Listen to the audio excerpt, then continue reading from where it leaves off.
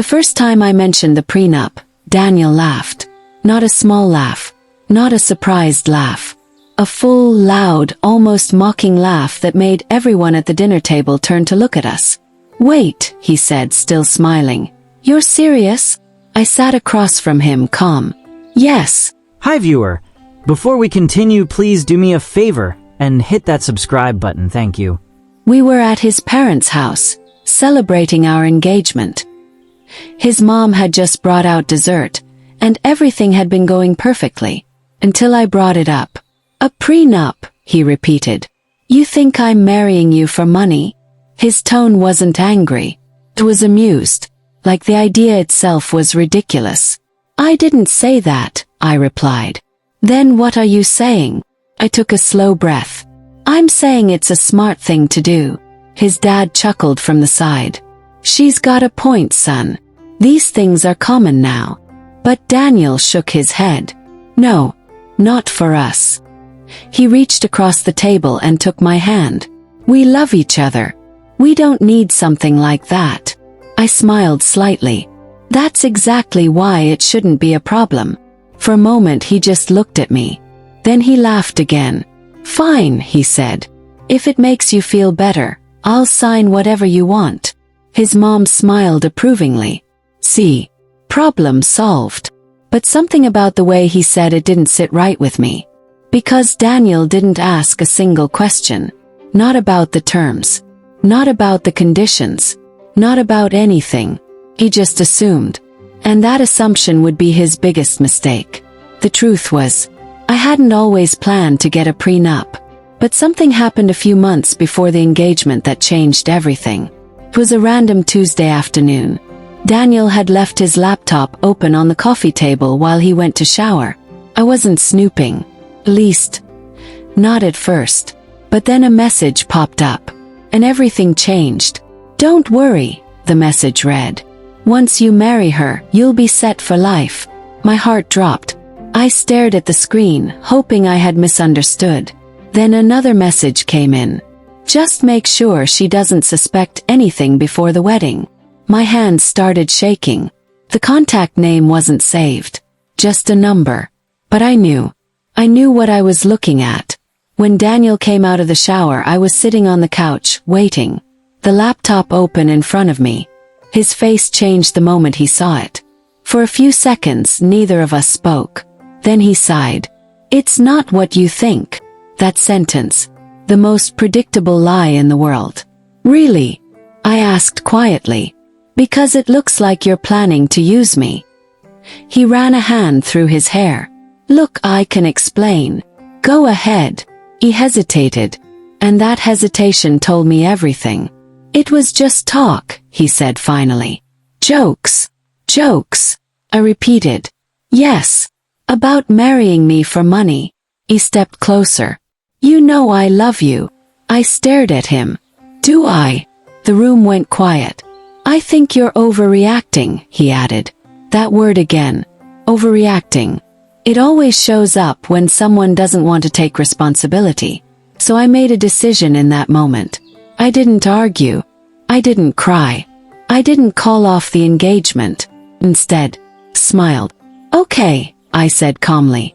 His shoulders relaxed. "Okay. Yes. If it's just jokes, then we're fine." Relief flooded his face. Exactly. But what Daniel didn't realize was that I had just changed the game. Because from that moment on, I started planning. The prenup wasn't just about protection anymore. It became something else entirely. Test, trap. And Daniel walked straight into it. A few weeks later, I handed him the document. He didn't read it. Not properly. He flipped through a few pages, skimmed a paragraph or two, and then signed. Just like that. No questions. No hesitation. And I let him. Because everything he needed to know was already written in that document. Fast forward to the wedding day. Everything looked perfect. The venue. The decorations. The guests. Even Daniel looked perfect in his suit. Smiling like he had just won the lottery. In a way, he thought he had. The ceremony was beautiful. The vows felt real. Almost convincing. And when we said, "I do," everyone applauded, including me, because I knew something no one else did. The real story was just beginning.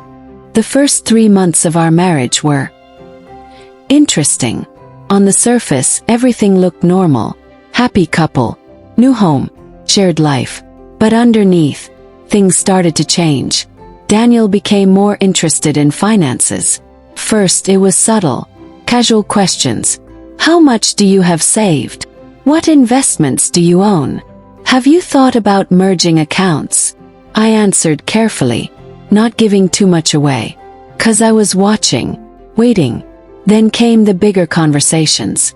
We should put the house in both our names, he suggested one evening. I looked at him.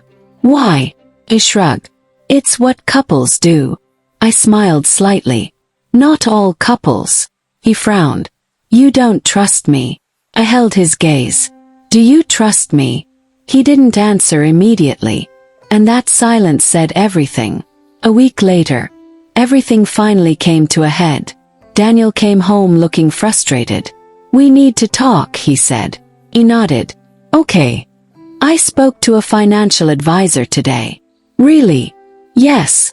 And he took a deep breath. He said it's strange that I don't have access to any of your assets. He stayed calm. Is it? Yes. He stepped closer. I'm your husband. And we should be sharing everything. I tilted my head slightly. Everything. Yes. Smiled. Are you sure about that? He frowned. What does that mean? I stood up slowly and walked over to the drawer where I kept a copy of the prenup. Then I handed it to him. Maybe you should read it properly this time.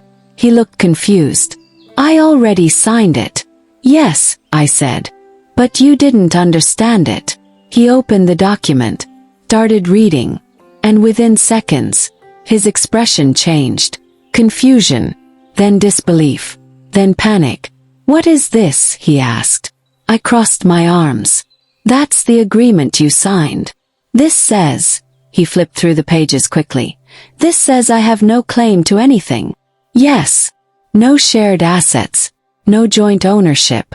Nothing transfers to me. That's correct. His hand shook slightly. This is insane. No, I said calmly. It's intentional.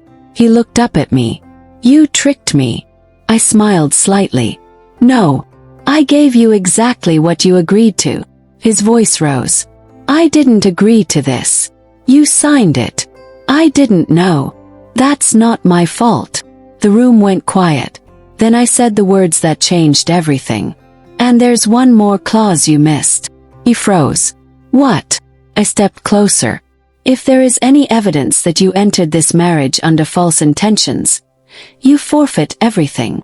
His face went pale. What are you talking about? Pulled out my phone and pressed play. The same recording. The messages. His voice. Talking about marrying me for money. His plan. His lies. The room filled with silence. When it ended, he looked like he couldn't breathe. You recorded me. Yes. You set me up. I shook my head. No. You exposed yourself. He ran his hands through his hair. This isn't fair. I laughed softly. Fair. You tried to use me. His voice broke. I made a mistake. No, I said. You made a choice. I took a step back. And now you get to live with it. A week later I filed for divorce. He tried to fight it. Tried to argue. Tried to claim he didn't understand what he signed. But the evidence was clear. The agreement was valid. And his own words destroyed his case. In the end, he walked away with nothing. Not the house. Not the money. Not even the reputation he thought he could protect. And me. I walked away with everything, including my peace. 'Cause sometimes, the biggest mistake someone can make is underestimating the person they're trying to use. So if you enjoyed this story, don't forget to like, subscribe, and turn on the notification bell. See you in the next video. Bye.